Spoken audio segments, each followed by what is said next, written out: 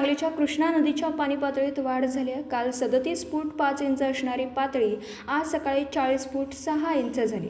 त्यामुळे पुन्हा एकदा इशारा पातळी गाठली आहे। त्यामुळे सांगलीमध्ये पुराचा धोका अजूनही कायम आहे।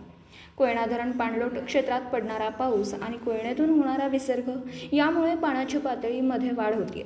कृष्णेची इशारा पातळी 40 आहे तर धोका पातळी 45 आहे। तसेच जिल्ह्यात आज सकाळपासून पावसाची रिमझिम सुरू आहे। गेल्या 8 दिवसापासून कृष्णा आणि वारणा नदी पात्र बाहेर पडले।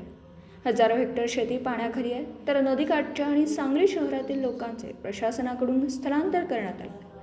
त्याचबरोबर पुन्हा नदीची पाणी पातळी वाढू लागल्यामुळे प्रशासनाने सतर्क राहण्याचे आवाहन केले।